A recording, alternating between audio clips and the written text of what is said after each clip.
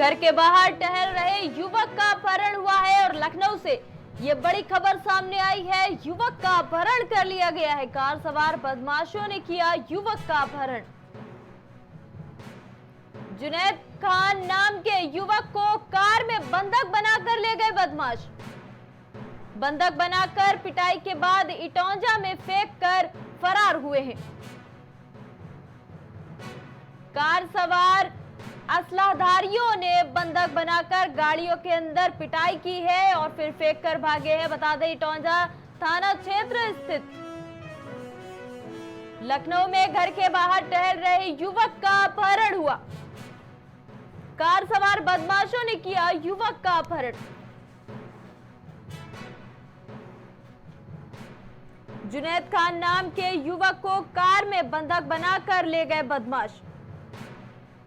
बंधक बनाकर पिटाई के बाद में इटौंजा में फेंक कर आरोपी फरार हो गए हैं। कार सवार असलाधारियों ने बंधक बनाकर गाड़ी के अंदर पहले पिटाई की और फिर फेंक कर भागे हैं। इटौंजा थाना क्षेत्र स्थित डेरवा गांव की वारदात।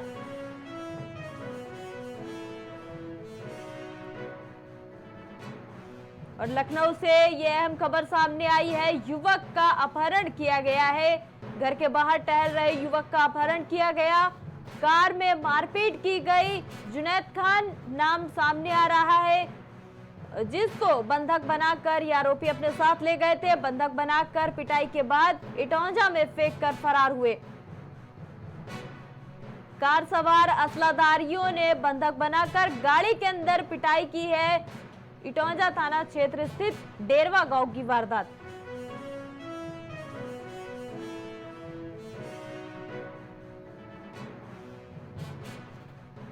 कार सवार बदमाशों ने युवक का अपहरण किया है और लखनऊ से ये खबर सामने आई है। युवक का अपहरण किया पहले और फिर पिटाई करने के बाद उसको फेंक कर चले गए हैं बदमाश। हिंसा के बाद प्रशासन की सख्ती नजर आई है बहराइच में। जी हां, बहराइच में हिंसा के बाद सख्ती नजर आ रही है। 4 एसपी एसएसपी रैंक के अधिकारी मौके पर तैनात किए गए हैं। आरएएफ पीएससी की 3 कंपनियां मुस्तैद। महसी इलाके में इंटरनेट सेवा बंद कर दी गई है।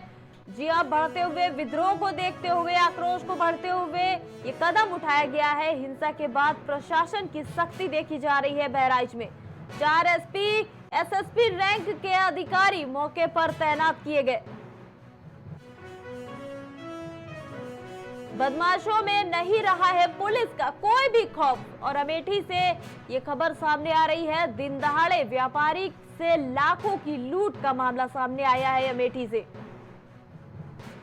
तमंचे के बल पर लूट की घटना को अंजाम दिया गया है और दिन दहाड़े लूट की खबर सामने आई है। बदमाशों ने व्यापारी से 3 लाख की लूट की है।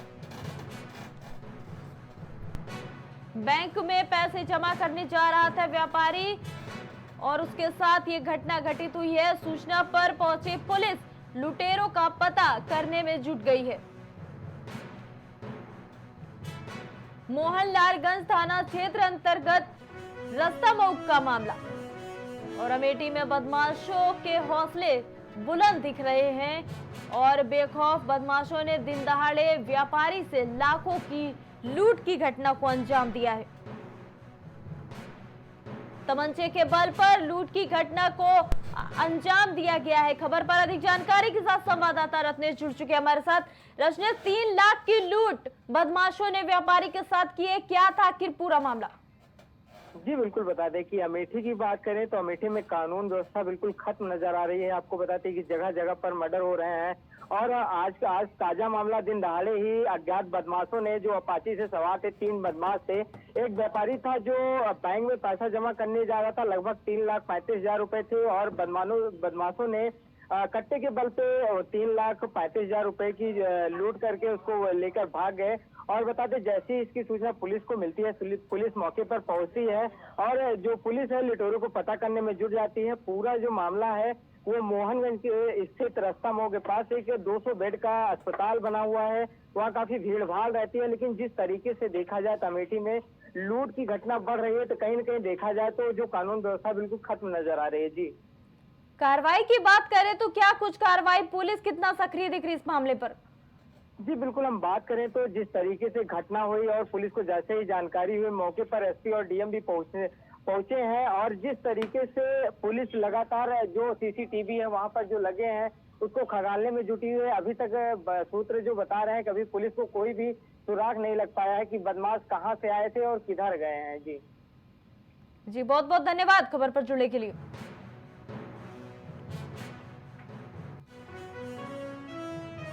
लखनऊ में विधानसभा के सामने आग लगने का मामला सामने आया है।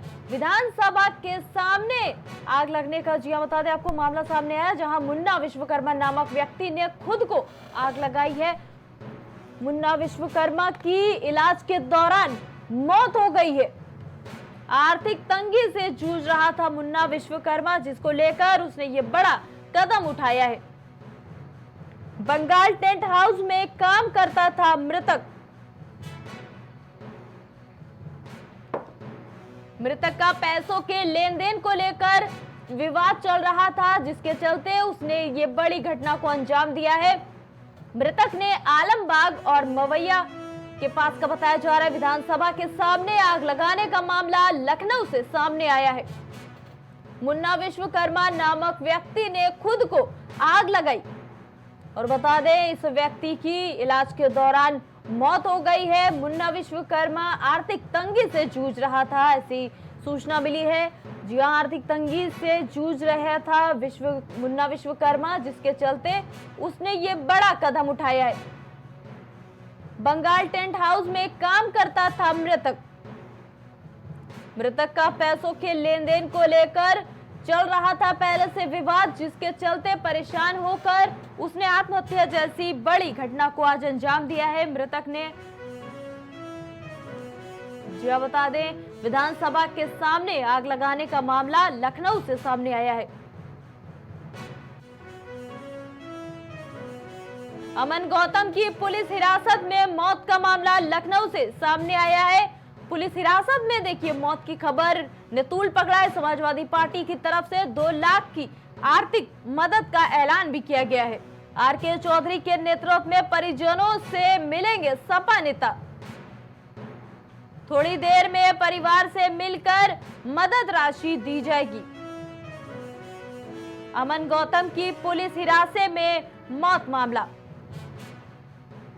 समाजवादी पार्टी कर रही है 2 लाख रुपए की आर्थिक, देखिए, मदद करेंगी और कुछ ही देर में मदद की जाएगी, ऐसी खबरें सामने आ रही है। आरके चौधरी के नेतृत्व में परिजनों से मिलेंगे सपा नेता। और खबर पर अधिक जानकारी के साथ संवाददाता कलीम जुड़ चुके हैं हमारे साथ। कलीम, देखिए, जिस तरह से पुलिस कस्टडी में मौत हो जाती है और सपा की तरफ से ये बड़ा ऐलान किया गया है, 2 लाख की मदद का ऐलान किया गया है, क्या है अभी तक की अपडेट्स आपके पास?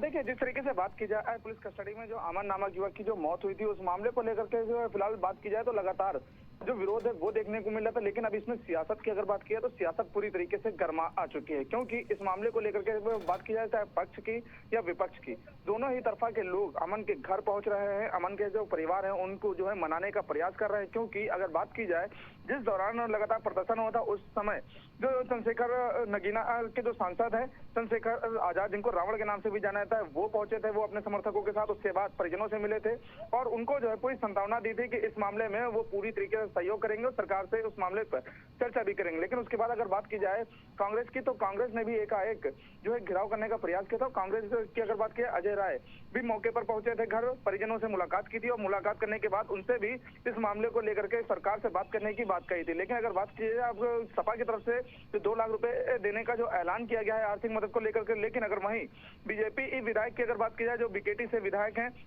वो आज एकाएक घर पहुंचे थे, परिजनों से मुलाकात की थी। मुलाकात करने के बाद फिलहाल 1 लाख रुपए की जो नगद धनराशि है वो आर्थिक मदद के लिए फिलहाल परिजनों को सौंपी है। उसके बाद अगर बात की जाए 50 लाख रुपए सरकार से दिलाने का जो एक वादा किया है, यानी कि आश्वासन दिया है, उसके बाद वो वहां से अपने घर गए। यानी कि जो परिवार को मनाने की जो चीज है उस तरीके उस पर जो है लगातार सभी पार्टियां अपनी ओर उस परिवार को खींचने का प्रयास कर रही हैं। और सियासत की बात की जाए तो इस पर पूरी तरीके से राजनीतिक सियासत भी अब शुरू हो चुकी है। देखिए, जिस तरह से दोनों पार्टियां मदद कर रही है, पैसों से मदद की जा रही है और आगे भी मदद का आश्वासन दिया गया है। क्या लगता है आपको कि जो परिजन है उनका इस पर क्या कुछ कहना है, कि क्या वो सियासी नजर से देख पा रहे हैं इस मदद को? देखिए, फिलहाल जिस तरीके से अगर परिजनों की बात की जाए तो परिजन इस मामले को लेकर के साफ तौर से अभी तक तो केवल ये देखते हुए नजर आ रहे हैं कि वो न्याय की मांग कर रहे हो। पहले एफआईआर की बात कर रहे थे, फिर फिर मुआवजे की मांग कर रहे थे, उसके बाद एक सरकारी नौकरी की मांग कर रहे थे। लेकिन अब अगर बात की जाए जिस तरीके से राजनीतिक सियासत इसमें है, तो सियासत को लेकर के सभी पार्टियां अपना जो बात की जाए अपने आप को चमकाने में फिलहाल जुटी हुई है। जी कलीम, बहुत बहुत शुक्रिया आपका इस खबर पर जुड़ने के लिए।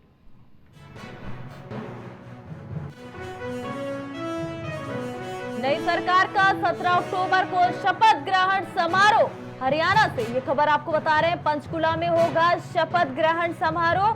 और जिस तरह से हरियाणा में भाजपा की जीत का जश्न मनाया जा रहा था, उसको लेकर अब ये अहम खबर भी सामने आती हुई। यूपी के सीएम और दोनों डिप्टी सीएम मौजूद रहेंगे। बीजेपी ने लगातार तीसरी बार बनाई है सरकार और हरियाणा में नई सरकार का 17 अक्टूबर को होगा शपथ ग्रहण समारोह। पंचकुला में होगा शपथ ग्रहण समारोह कार्यक्रम, जिसको लेकर बीजेपी कार्यकर्ताओं में काफी उत्साह देखा जा रहा है। यूपी के सीएम और दोनों डिप्टी सीएम इस खास मौके पर देखिए मौजूद रहेंगे। बीजेपी ने लगातार तीसरी बार हरियाणा में बनाई है अपनी सरकार, जिसको लेकर काफी उत्साह बीजेपी कार्यकर्ताओं में नजर आ रहा।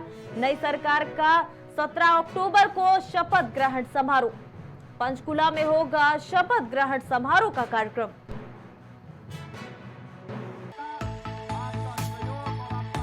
कुछ भाव पुष्प। आप देख रहे हैं प्राइम टीवी, सच साहस सरोकार।